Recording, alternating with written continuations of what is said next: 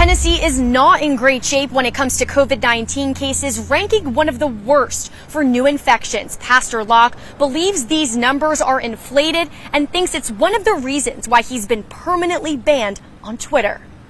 Pastor Greg Locke says Twitter banned him for being a danger and for dropping gospel, political, and biblical bombs. And I would say things about COVID that they would call misinformation, that I would not call misinformation. It's not that I don't believe in COVID. It's just that I think some of the numbers have been skewed radically for a purpose and political agenda. Locke has now joined a class action lawsuit against Twitter and calls them censorship Nazis. So you do believe COVID is real? I do believe COVID is a flu strain that would have never been heard of had it not been an election year. That's exactly what I believe about COVID. In the past, Locke's called the pandemic fake and said the Delta variant is nonsense. But infectious disease experts say COVID-19 is very real and the Delta variant is highly contagious. I believe you called it sugar water, the vaccine. So have your thoughts on the vaccine changed? I never called the vaccine itself sugar water. I said the political elites got sugar water, placebo, whatever you want to call it. It was kind of a play on words. World-renowned infectious disease expert Dr. William Schaffner says the vaccine works. So many people in Tennessee, our neighbors and friends, have become ill with COVID, have had to go to the hospital, and so many have had to die.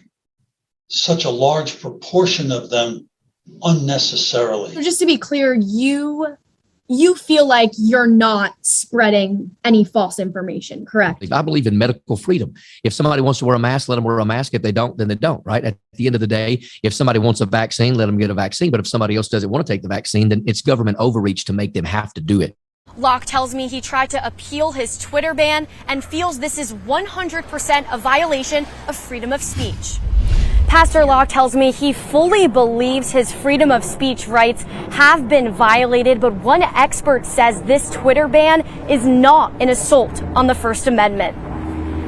Locke is now part of a class action lawsuit against Twitter and calls them censorship Nazis. Locke feels he isn't spreading false information after saying the Delta variant is, quote, nonsense and doesn't believe in the COVID-19 vaccine. Freedom of speech expert Ken Paulson says social media companies like Twitter are privately owned and have the power to choose whom to censor. Since it's not the government, Paulson says free speech does not apply. But what about other public figures who tweet false information? Case in point, famous rapper Nicki Minaj recently tweeted misinformation saying the vaccine made her cousin's friend impotent, but she didn't get banned. Almost everybody who runs into trouble with Twitter gets a warning. We don't know whether Nicki Minaj got a warning, but we also know that this has not been her pattern. The things Nicki Minaj tweets about tend not to be health issues. I think social media companies owe it to all of us to be transparent and clear about what they permit and what they don't permit, and then apply those rules equally.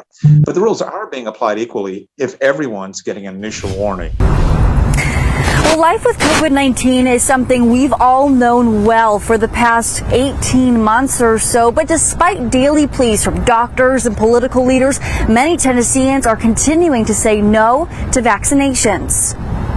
The result is a state that's number 7 in the country for most new COVID cases and number 10 for hospital admissions. Dr. David Aronoff of Vanderbilt University Medical Center says we need to see a lot of improvement. Well, the whole Southeast region is not doing particularly well with COVID-19, and Tennessee has been a state that's been incredibly active with COVID-19, and our hospitals remain really quite full. There are more than 3,500 people with COVID-19 in Tennessee hospitals right now. Brian Todd with Metro Health says the way out of this is through the vaccine. We won't quit, right? I mean, the worst thing you can do is say, well, we're never going to get there, so we're just going to stop all efforts. In a Fox 17 Twitter poll, 83% of voters don't believe the state's alarming numbers will encourage those not vaccinated to get the shot. Brian Todd says Davidson County is nearing 54% fully vaccinated, but the work continues. So we asked whether Metro will hand down new safety mandates if numbers don't improve. I guess anything could be possible, but what was leading us to make those difficult decisions a year ago was because we didn't have a vaccine. Fox 17 also reached out to Governor Lee's office. In a statement, it points to calling up members of the Tennessee National Guard to help staff overburdened hospitals. But no new orders are planned at this time. People are doing their part. They're wearing masks, they're staying socially distanced, and they're getting vaccinated. We just need more of that. A lot more, as the percentage of Tennesseans who've been vaccinated remains at just over 43%. The Attorney General says that while he encourages everyone to get the vaccine, he believes the mandate from the White House is an unprecedented overreach of federal powers. His words. He goes on to say in the letter that it ignores the steps local, state, and federal governments have taken to curb the spread of this virus.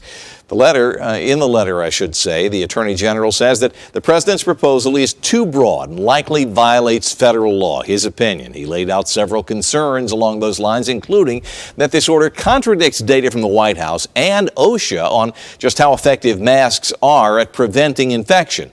It considers a hazard specific to the workplace when it is not. Could violate the principle that Congress may not delegate its authority to a federal agency.